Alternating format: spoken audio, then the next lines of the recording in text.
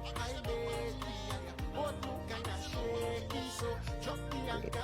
So, good day, everyone. This welcome to Value and Vibes with Rivelle.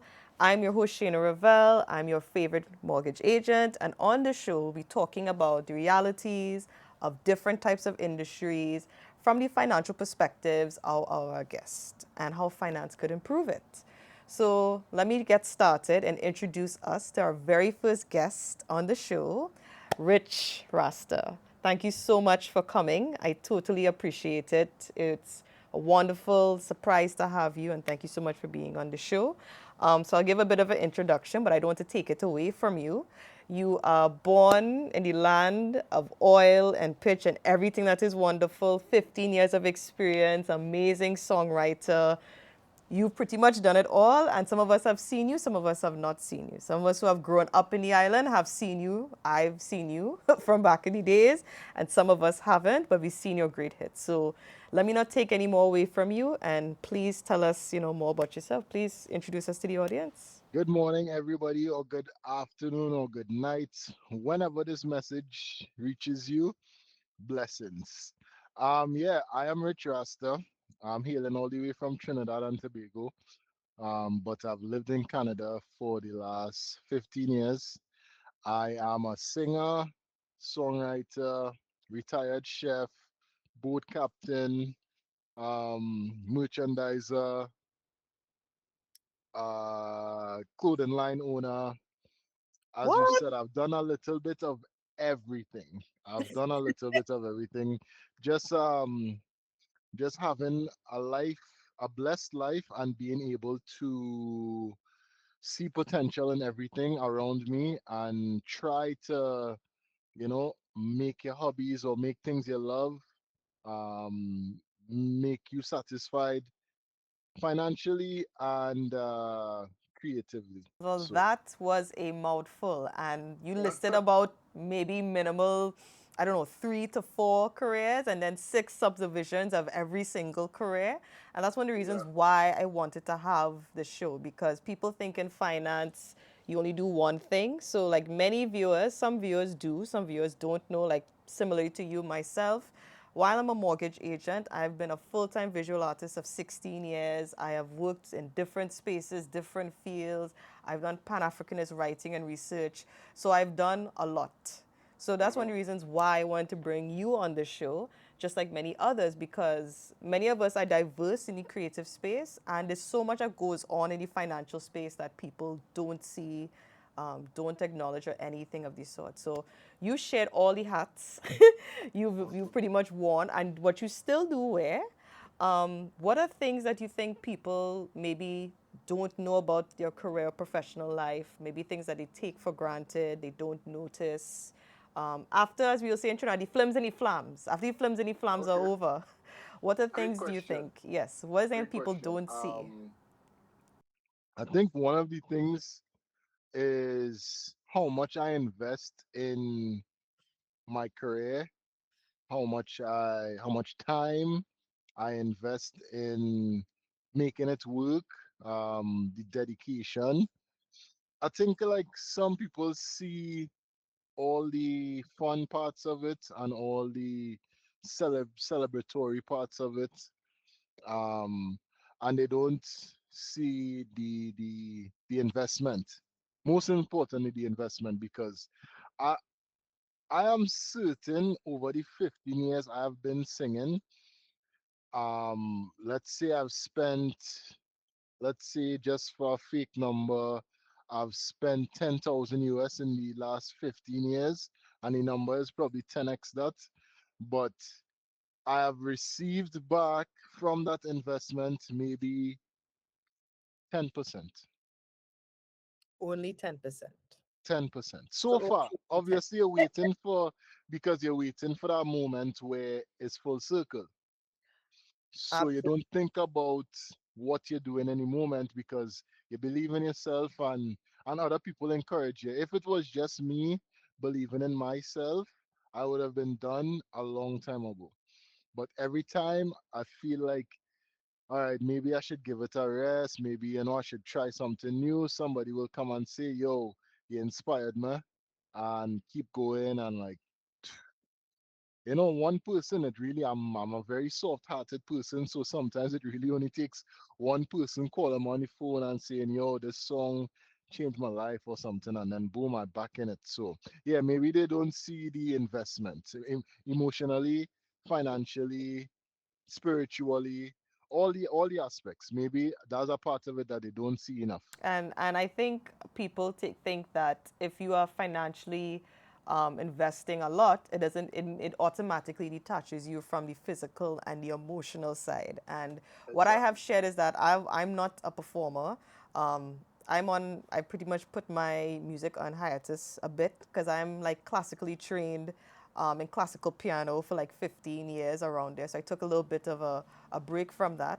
But that is a huge investment because a piano is not cheap, training is not cheap, time is not cheap. And I think no matter what area of arts you are in, I don't care if you are only able to eat a slice of bread, you could able to buy food every week, or you could have Ruby Tuesdays. It takes money. It's always going to Exactly. take money, Exactly. no matter what it is. And just because at the same time that it makes you feel good, it doesn't necessarily mean that you don't want that support. Yeah, exactly. The 110 does keep you going, but sometimes I think, I don't know if you could relate that you maybe want a bit more, just a bit Well, more. and that's the thing. If it was just the 1/10, I wouldn't be going. I had to offset my costs by getting a job, by becoming a chef, and so being a chef for me fueled my music career. If it wasn't for me being a chef, I would not be able to do music the way I do music. See what I mean? Yeah, I would not. I would be living on the side of the road and it will be really hard. It will be really hard. If I was just trying to fuel my life just on the music income, it's too little. It just doesn't, as I say, 10% on the investment. So that means for the audience, I spend 10,000 and I'm making 100. Mm-hmm.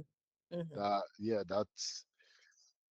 that's rough. And would you also say that maybe even in the Canadian landscape, it's a bit harder in the Well, Canadian landscape? 100% is harder, but yeah, okay, it is definitely harder. But for Mm-hmm. an artist in North America, it is. I using the word easier very loosely, but it is a little more attainable to build a fan base. Okay. Meaning, okay, you're not doing shows, but if you have good music, you're consistent. From my story, I've gotten a lot of support just based on that. So like strangers, like you're working with them, but they become your friends, they become your family, and they support you. If you have something good to support in Mm. North America, I feel like people will want to support you a little more. Like they will buy your merch, they will. So that's what I did. I just in the music return was 10%, but in terms of my brands, Okay. way more than 10%, hundredfold. So as an artist, I do not dwell in the what is the problem. I try to live in what is the solution. So, Okay, so would you, so for example, I know like you started with just Soca and Muskoka, and honestly, correct. accidentally, I was saying Mocha, because Soca and Mocha has been one of my favorite fets since I was a Yeah. teenager. And just like how you said, you looked at not the problems, but how can you just look at solutions and maybe look at it for something new? You know, how did that lead? Yeah. Can you give us like a bit of how that led to like Soca and Muskoka?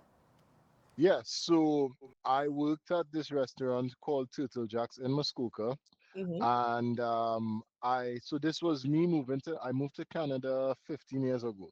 And I moved to Muskoka, let's say, after 5 years. So after 5 years of living in Canada Okay. and struggling in Hamilton and washing dishes and cooking and cleaning and just doing whatever I could possibly do, I was given the opportunity to go work at a restaurant in Muskoka, same chain, same restaurant, just their seasonal location, which Okay. is extremely busy. It is at its peak the busiest restaurant in Canada. Yes, I've heard of that. Actually, when I was in high school, I was still at home in Trinidad, and classmate of mine, she moved to Mississauga at that time, like her family relocated.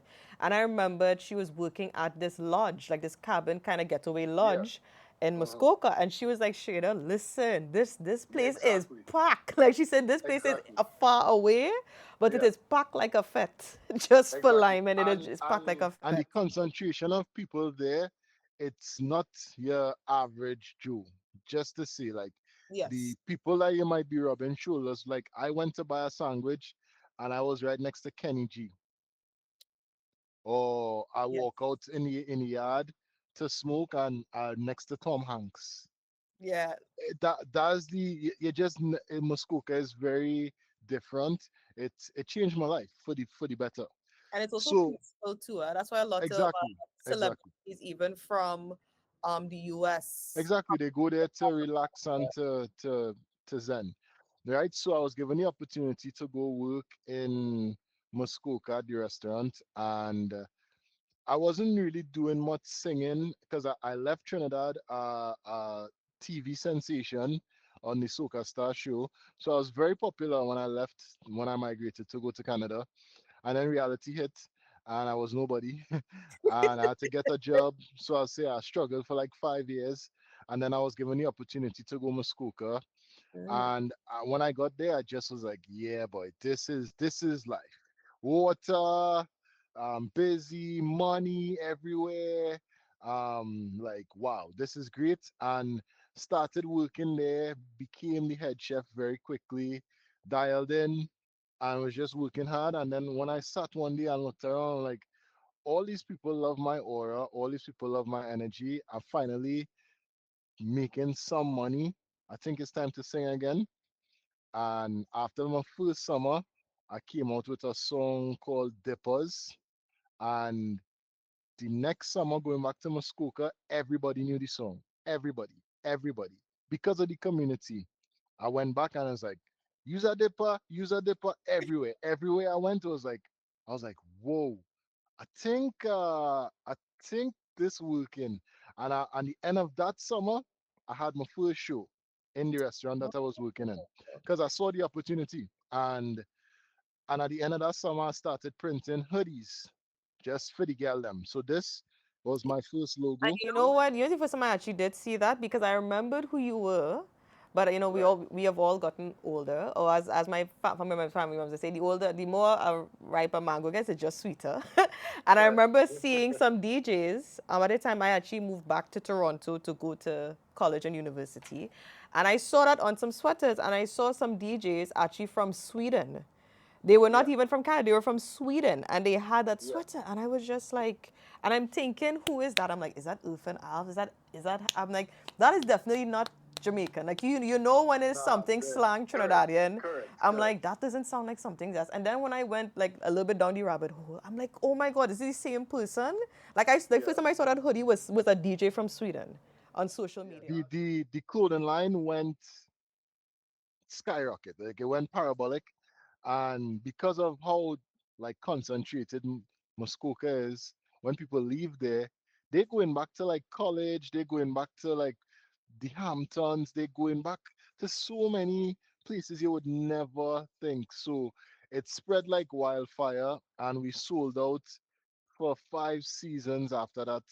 I was placed in a store in Muskoka, multiple stores actually. The brand went, it totally became a Muskoka brand. So with the brand doing well, the music doing well, I decided to have my first show in Muskoka, and it didn't have a name yet, but because the show was so epic, I was like, okay, I need to brand it because that's who I am. I am a brand. This is my new brand, Rich Rasta. Mm-hmm. This is the new brand. So Oh, and that I'm just I don't know what it is about brands. I like to create things. I'm a creator. So yeah, created just like okay, thinking Muskoka. Nobody knows really. Nobody. A lot of people in Canada don't know Muskoka. So far as me going and sharing you know Muskoka what? with the I world. had a culture shock, and I find that a lot of Caribbean people or immigrants, you know, we like to explore, and we fastness kind of puts in it's channeled in a good way to Correct. explore. Because I would find it so interesting. not even places, like it could be a store, it could be a food place, and a Canadian will be passing there for 15, 20 years. It'll be like, well, I didn't know Store B existed, or I didn't even know Exactly. this existed. And it'll be like, Yeah. how? Like, So that's the thing. Muskoka is very well hidden. So I was like, Muskoka, Soca, Soca, Muskoka. I was like, this have a ring. And that was it. Soca in Muskoka was born. And we had 7 shows of soca in Muskoka. The finale was on a boat, multiple boats. It was like mhm. from the bus to the boat to the stage, back to the yeah, it was epic. Fireworks. It was like just me thanking them for all the years of like supporting me in exactly in Muskoka. So it was pretty epic. I no longer chef, so I no longer live in Muskoka. I moved back home, so it's Soca and Tobago right now. Soca and Tobago, but I love that as you shared with me prior to us getting to this interview that Canada did leave an imprint on you. You know, you would always have connections to it, and you see the value of it Yeah, as well. And of course, you know, many of our counterparts in the industry, whether creatives, whether you are the producer, the singer, the creator, the body painter, whatever you are, you know, they really intersect within Toronto and Trinidad and Tobago a lot, right? Because after Trinidad, yeah, Toronto is considered that mecca space in a manner of speaking, right? It's really correct. considered that. So, for what you've shared with me, everything you've shared with me, that you didn't really see a challenge, right? You didn't really see challenges. You just saw, like, okay, this is here, so this is how I'm going to navigate myself to Yeah. suit in a manner of speaking. But for your field, being an artist and a producer, what are you think are like general like challenges people do face? Now you just saw yours and you were able to shift the suit. But what do you think they are the ones that you definitely cannot ignore and you definitely have to find a solution to like overcome it? Well, I would say in any industry there will be cliques. So, people would come in, they would start doing well, and they would start working with other people who do well, and Mm, then they will just start, like that will be a cyclone of a team, and it'll be hard to penetrate into that cyclone because they don't see how you could add to the veracity of what is going on right now. So, excuse, that's a big deal because you're there and you're like, wait, I would love to work with that person, but they're not seeing you, they're not hearing you, they're not acknowledging that you are part of this space. So that's one of the challenges. And for me, is like get loud. You're not going to get seen if you're not loud. And when I say loud, I don't mean like, like vocally loud, just like be seen, shake the place, do something different, we are do not enough. something new. And there's a scale to that. And there's a lot of people doing something different right now to the scale that I don't like. Anything for likes, anything for likes. There's that scale because my mom always teach me publicity is publicity, bad or good. It is still gonna do the job. But you will just have a story of how. So you have to decide what you want your story to sound like, but there's an extreme of do something extremely bad to get attention, do something extremely unique to get attention. So that's one of the problems. And honestly, one of the biggest problems is fear. People are just scared to bet on themselves. It is very hard to stand in a room of people that you look up to or people that you admire or people that you think are doing well in life when you don't have it yet and just have your head up and believe in your work. It's very hard to do that. And I think the minute you decide to stand in that room and keep your head up high and believe in your work, what is on the other side of that, then you will see if your work is desirable to the public because you're protecting it, you're guarding it, you're really doing yourself an injustice as an artist, not believing in yourself. If you don't believe in yourself, why would you expect anybody else to believe in you? So I think that's like one of the main things for me. And one thing I noticed with your challenges, especially with the financial aspect, you looked at different avenues because you looked at different avenues to help reinvest. Correct. Because of course the amount of money you're spending from the simplest of things to the biggest of things. So do you think that now, and I think I've seen it change, but I'm taking it from the perspective of you because you're actually in the industry. I've just intersected with people in it, being involved in Toronto Carnival, being involved in the creative space, being involved with panels. So I've seen from those intersecting perspectives, but you're in the seat. So you actually are seeing way more than me. Do you think that maybe artists are not looking, or maybe they are looking at other alternatives to invest to help? You know, like how you said you were a chef, you looked at branding, you look at different things. Do you think that artists maybe need to do more of that? Because these are conversations that we are actually having in Toronto now, not only with Caribbean creatives and artists, but even black people and others in general, right? Our concerns is that why don't we look at the things that could be lucrative that people take for granted? Like the simplest thing as like real estate, like flipping Yeah, houses, right? Flipping houses mm, went to a period of time where definitely. people flipped houses. It was just a few people flip houses, we earn money, and that's it. That died down. Now we're looking at other alternatives. So for me, one of my niche markets are persons within the creative and the artist industry because I myself being an artist, I saw that. So if it is Hmm. hard for the soca artist, the person like me who paints on canvas and walls and so forth, it's going to be even 20 times worse in some Yeah, cases because like I was sharing with a DJ I spoke to not too long ago, that at your worst, people will quicker hear somebody sing or play a rock if they're playing it over and over versus watching me paint. It's boring.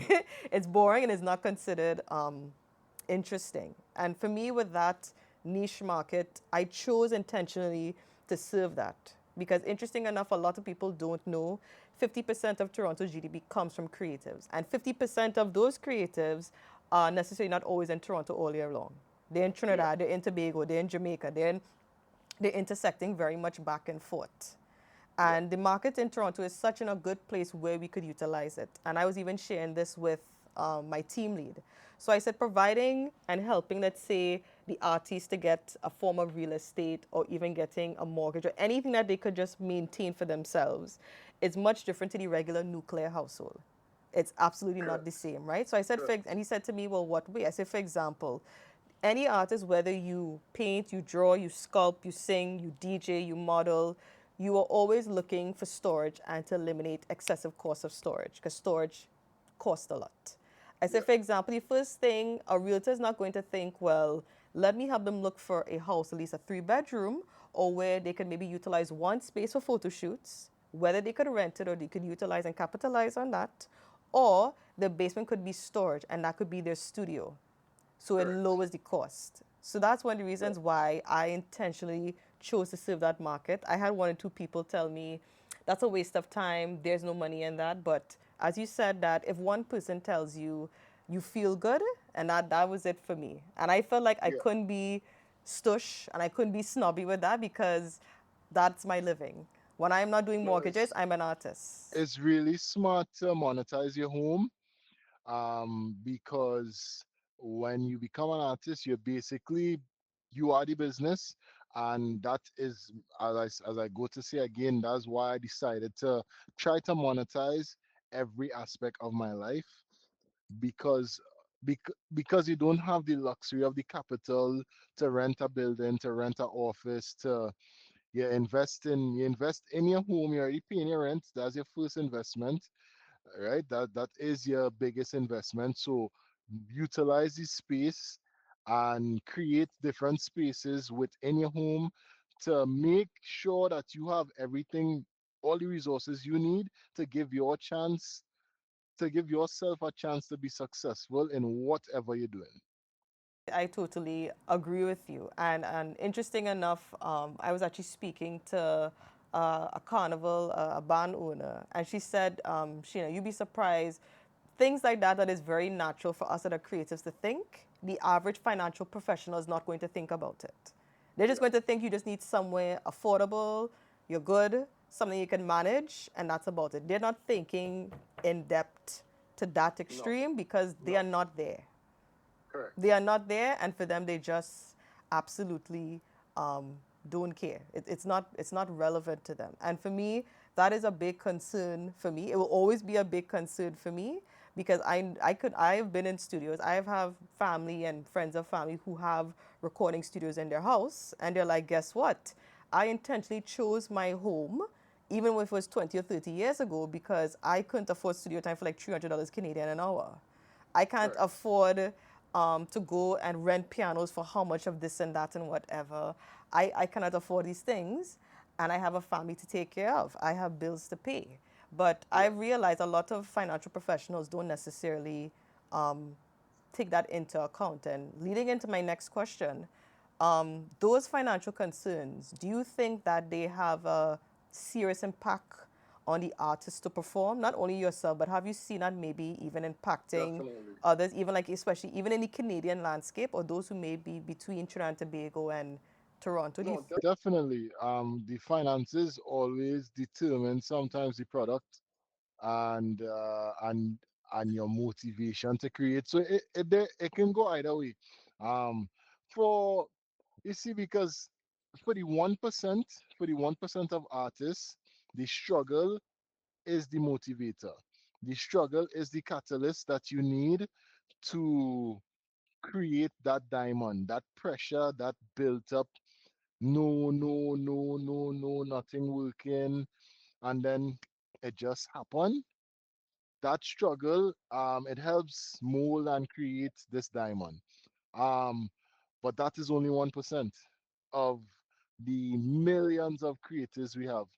So for those people, for the other 99% who could make it work, you mightn't become Beyonce, but it could be, if it's something you love, it could, it could love you back and it could take care of you, and it could create a life for you. So the finances definitely go in here, and it's either it will break you or it will make you. And most times it breaks because you're worried about how you're gonna feed your kids, how you're gonna you have $300 in your pocket, and you're an artist and you need to get this song done, but your child need food, the they need new shoes, they need to pay the tuition, and now you have to decide child or music. I mean, any responsible person gonna pick their child. Yeah. But then as an artist, you're suffering. So the finances could definitely um is a tester, I think that's what I say. Unfortunately or fortunately, I only see solutions. I can't turn my brain into the other thing because there's a spiral for me. If I go there, then it's just there. So I choose to be solution oriented, and it is a challenge. It is like a barrier to entry. If you're not doing well and music is all you have and it still makes you happy, then do it. Then do it, because one day it will materialize if you're good enough. And that's the thing, you have to have real conversations with yourself and see who are your competitors and see who are your peers and who are the people that other people look up to in the same thing you want to do, and how could you get there and be on it. So um yes, the financial part of it it could be a huge catalyst in making or breaking your career. um but that's why you do things you love and you don't do things for money. I I agree. know that doesn't help, but I'm sorry. No, no, I agree. You know what? I think sometimes when you do things that you do love, people think that you have to sacrifice money, and I don't necessarily think you always have to sacrifice money. I remembered, Exactly. because I used to go Costat before I left Trinidad, and um, I remember where a classmate of mine, she shared with me, she said, well, Sheena, I mean, like, you're an artist and you're doing sciences, all you have to do is just marry rich so it's something to fall back on. And I told her, I said that I don't appreciate you disrespecting me. And she's like, I didn't mean it that way. And I said, you don't understand how that comes off. To the regular person, that comes off okay. But you came off condescending to me. Because you literally just told me, well, I should reduce what I like to a hobby and my fallback is just to marry rich. Yeah. That I'm only as good as doing that. My quality of my work, what I put out, is not considered good enough to earn a dollar. And if it does earn a dollar that is able to take care of my family or the things for myself, I'm still somehow inferior to you. I'm still somehow lower to you, and I'm still less than you Mm. just because I'm not necessarily working a cliche 9 to 5. I don't deserve that kind of respect, and Yeah. that's something that really, honestly, it bothers me. It bothers me, Yeah, and that's unfortunate that no, it that really people bothers think like me. that. And interesting enough, I have actually found that when I've met, whether it be DJs or other artists or stuff like that, like, and I would mention, yeah, I'm an artist and stuff like that. They're actually the first people who'd be like, "Can I see your work?" The average Yeah. person will be like, "Oh, well, that's so nice to do." Yeah, that's Yeah, a cool hobby. it's just a cool hobby. It keeps you well. I had the opportunity last year. I had my own pop up areas for Trinbago Fest at Nathan Phillips Square, downtown Toronto. And interesting Wow. enough, I got a split opportunity to present my artwork or give my artwork to a fellow soca artist. And I asked his manager politely, I'm like, please, can I have the opportunity? Is he allowed to accept gifts? Because, of course, you have to be very careful of person spaces. You have to be very careful of the public. Uh-huh. I don't believe in ambushing people. I feel that is very dangerous because you don't know me and I don't know you. Yeah. But the gentleman and his manager were very well aware. I'll say it was Mikel Teja. And when I Okay. came in, I gave the artwork. I honestly thought he would have been like, okay, nice. He was actually astonished. He was like, can I see it? I want to take it out. He actually told his assistant, please make sure it's packed away safely in my hand luggage. I really loved it. I wanna put it. And I honestly thought, now that was a great thing for me. I made Yeah. sales that day that was pretty okay. It was pretty well for the 2 days. But that was Mm. a good joy for me because I was just like, I wanted somebody who loves the culture as much as I do just to give it. And it wasn't because I was Yeah, selling it to just him. appreciation, I like gave. appreciation, like to appreciate work. It doesn't have to be, you don't have to love it, just to appreciate that somebody took the time out of their life to create something to honor you. So, I mean, that should be the reaction every time, but Yeah, they try to and leave people out that. he was like, nobody's ever given me a piece of artwork. And I No, was that's like, dope. and I kind of had to give myself a little bit of a culture shock because I'm saying, like, if you're an artist, I mean, we see it on social media and TV. They give you shoes, they give you clothes, they give you Yeah, fine, that you get all these perks. But I guess, like you're saying, that when maybe one artist from another, regardless of the medium, gives you something from the heart, it feels different. It feels like yeah, they really exactly. took their time, and it was a large 16 by 20 canvas that was carnival with Moko Jumbies, and it was so colorful. And he was like, I have to put this up in my room or in my studio. I have to put it up. And I That's was dope. so No, surprised that's dope. he posted it on his social. I didn't even expect it that much. I really didn't. So I was so surprised. And as you said, like, understanding heart to heart and even within the professional space, do you feel as if that, maybe people in the industry, like you said, in the music or entertainment industry, that maybe having a financial partner that understood the benefits, the loopholes from a corporate standpoint, do you think that might actually benefit people in the industry? 100%. Not the more knowledge that you have in this world is better for you to make decisions. So when you have a partner, you're able to brainstorm, you're able to bounce ideas, you're able to talk it through to the completion stage, at least in your head, and say, all right, cool, this could happen, this might happen. It's just better planning when you have somebody else with the knowledge, and you with your lack of knowledge could teach that person with the knowledge, because I might be able to see it in an artistic way that you might not have been able to see it, and it might ping something in your head to come up with an idea. Or no, having somebody with the knowledge to talk to and to plan with is definitely, and that's a life changing um thing to do, a partnership. So, do you think, from your experience, especially in the Canadian landscape, do you think enough in the industry, whether it's soca, it's bouillon, or whatever type of music that they sing for our period or whatever, do you think that they have financial partners that really understand?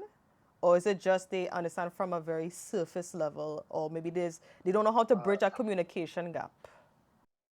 I feel like the top of the cream has it, and the rest trying to find it. Because you can't really speak for other people when you don't know them. But I feel like the top of the food chain, they have their ecosystems, they have their business partners, they have their accountants, they have their lawyers, they have they have the ecosystem in place to create wealth and to sustain the wealth.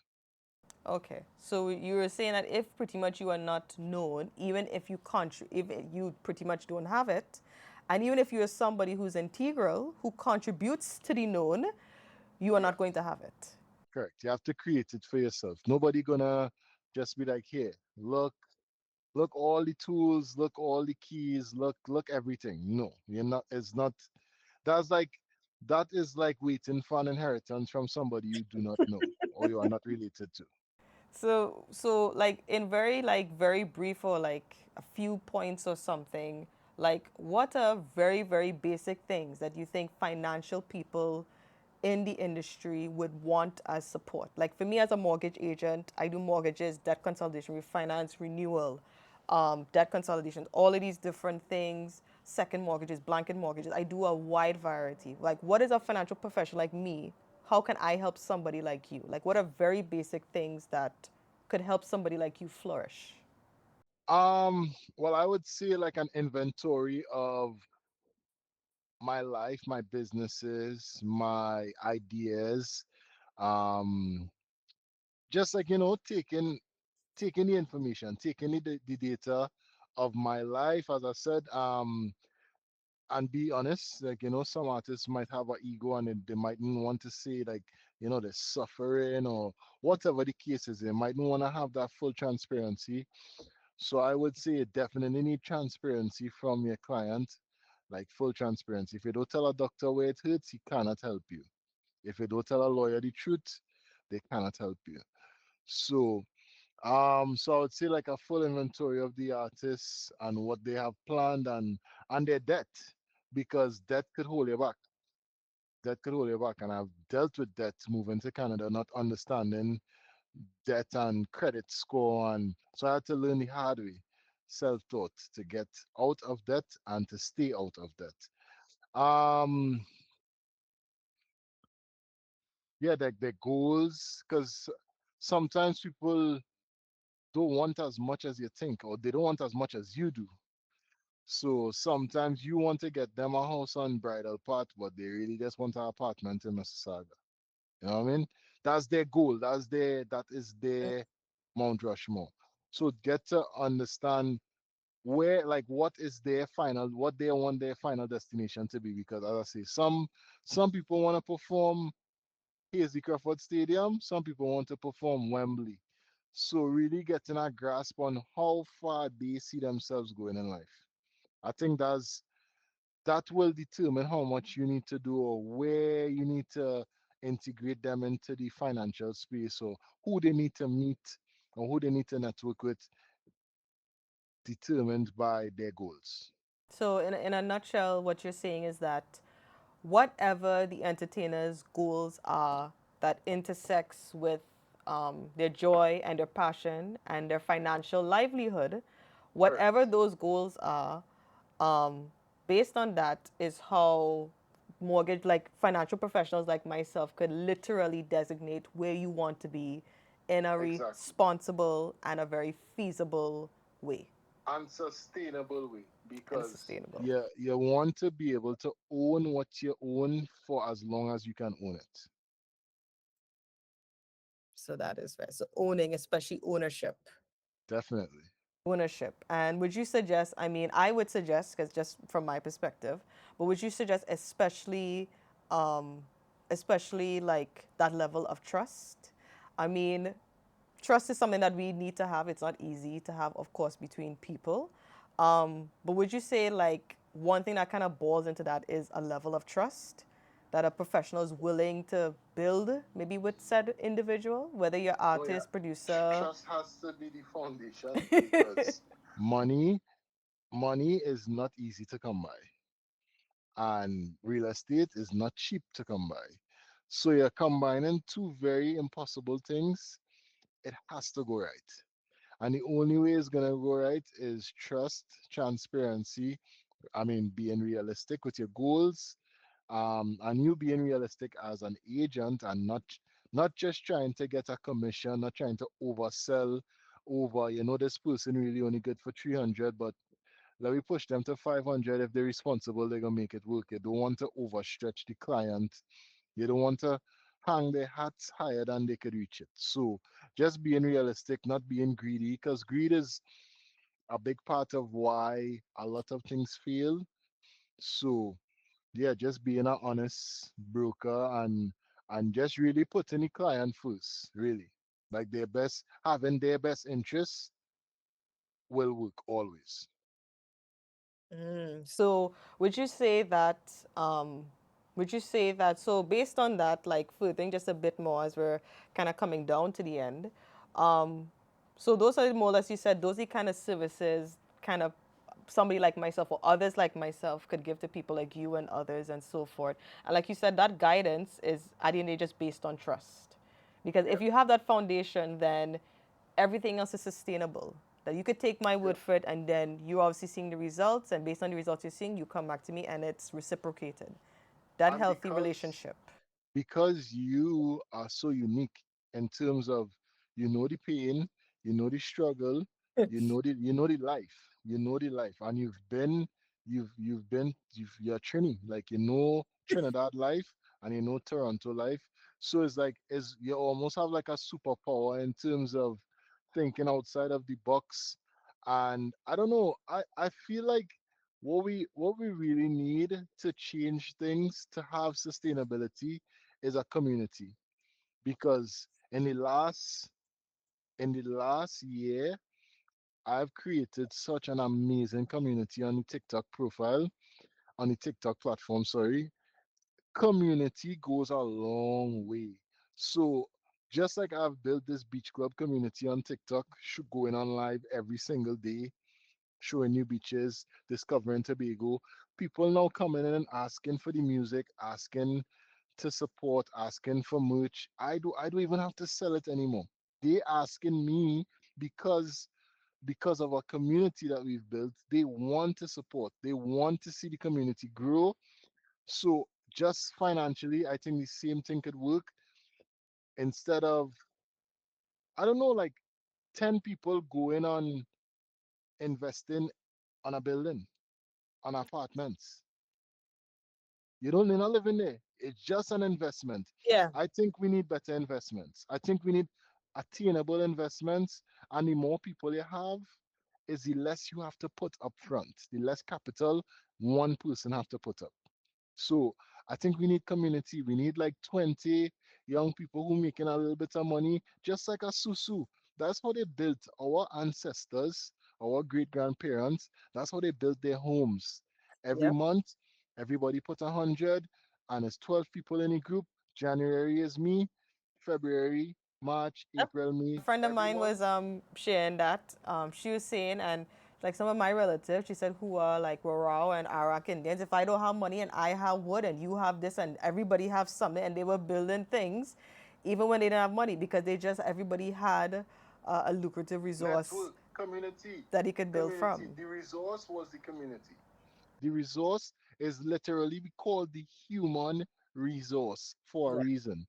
But greed, ego, all those things have broken us up in terms of working together like that. But if you could curate 20 young, hardworking adults who want better for their lives and trust, now this is the part about it. This is the only way this works. Trust. I have to trust the program, and the program have to be trustworthy. So I think you get 20 people, we all put in 150 a month, and this is just an investment. So at the end of the year, 20 people, 100, and how much of a month, how much ever that is, we go look. Can we now put a down payment on five apartment complex or something like that, where you build a conglomerate and you build up capital to really invest, and eventually the investment will reinvest in you. So I don't know. I just always looking for a way to really grow substantially and for longevity and sustainability. But the bedrock of that is trust, and trust is hard to find.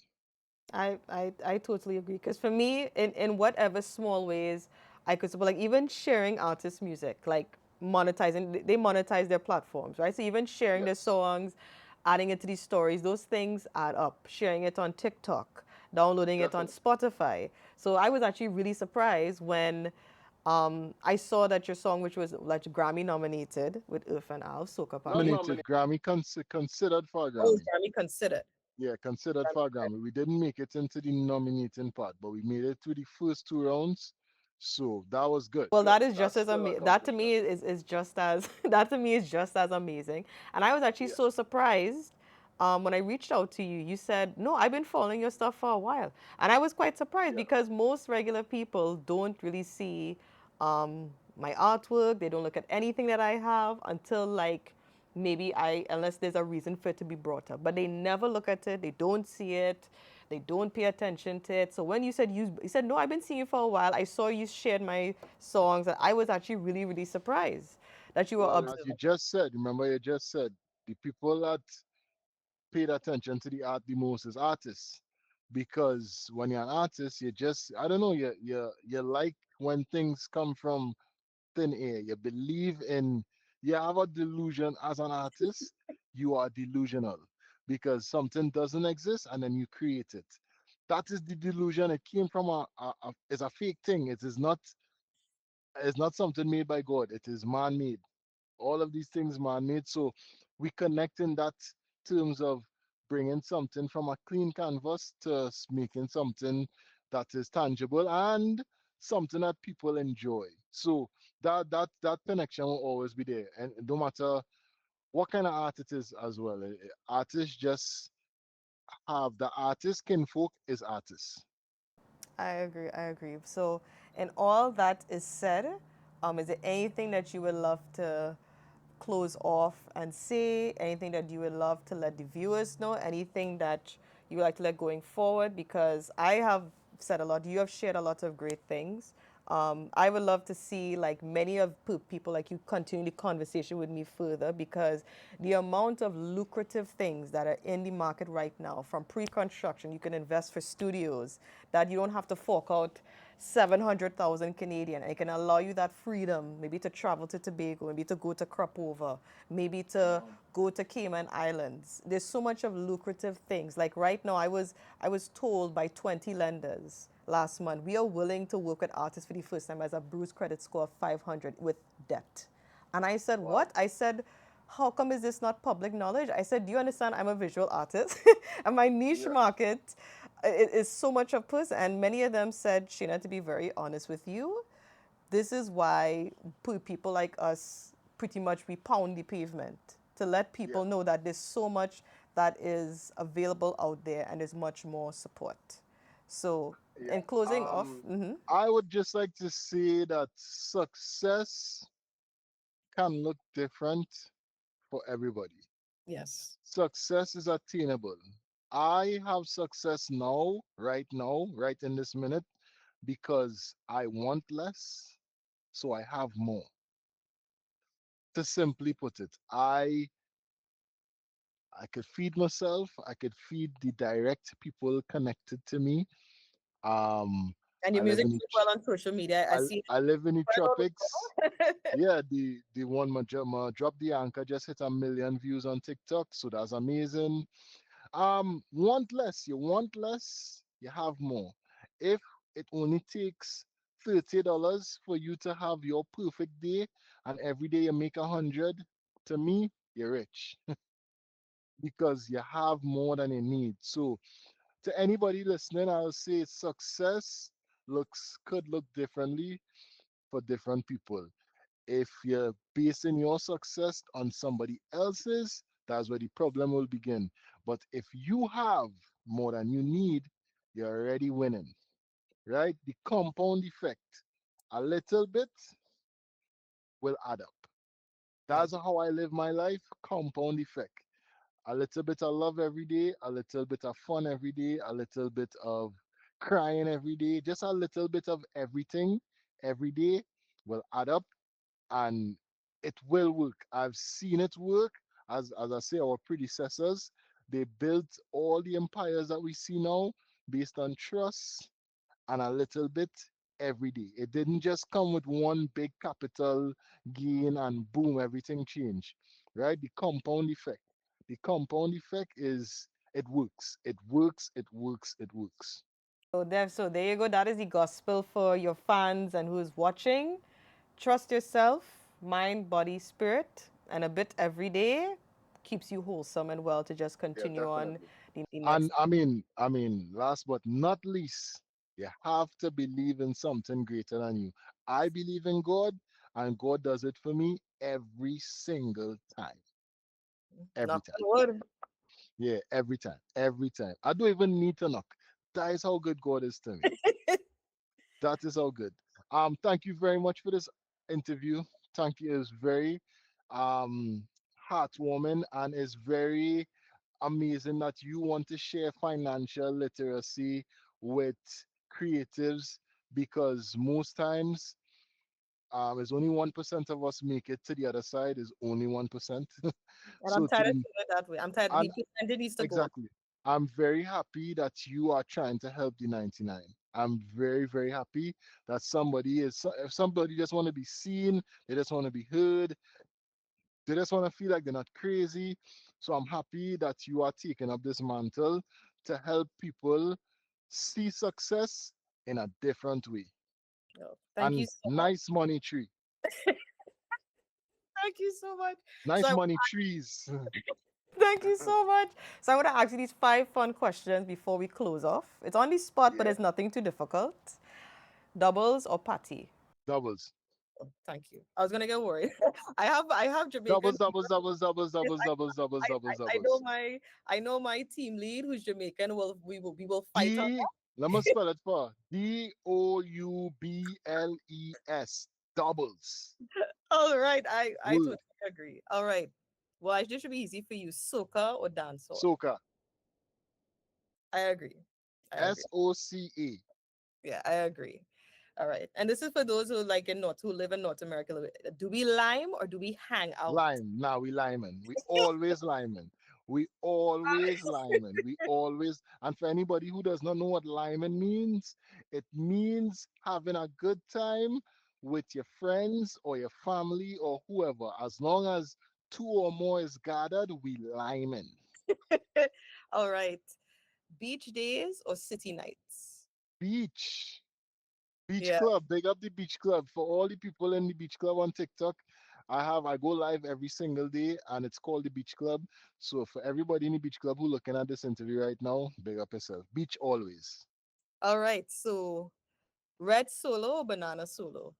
Ooh, none. Too much sugar.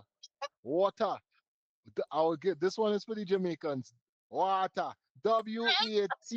Water. Oh my God. Not even Water. not even banana. I love banana. Water. Too Oh my much God, you and my sugar. mother could be friends. You and my mother could be All it churn like too much sugar. Scum off the sugar. Too much water. so that is not allowed in your house. That is Water. No, that is not allowed in my house. Water. Heavy on the Rasta over here. Water. well, I can't complain because I grew up vegetarian and ITIL, so I can't complain with you. Nah, So too much sugar, boy. Don't get me started. And we could have a whole next hour just on sugar. My mama retired chef. I'm also a retired nutritionist. Water. all right. So sorrel or Moby? Ooh, boy.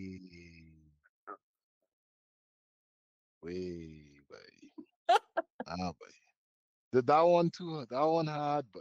I grew up in the countryside, you know. For the sake of growing up in the countryside, Moby. But Sorrel is unmatched.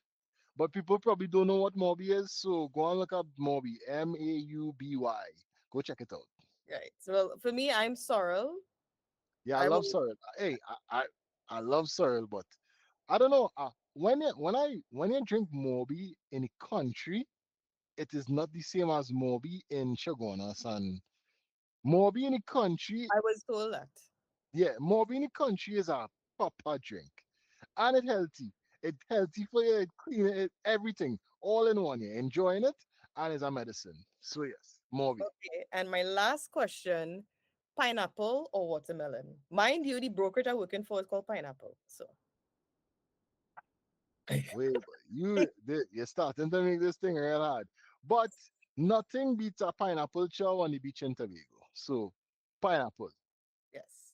Well, Yeah. thank you so much, Rich. Thank you so much for spending this time with me. And to all of my viewers that tune in, thank you so much.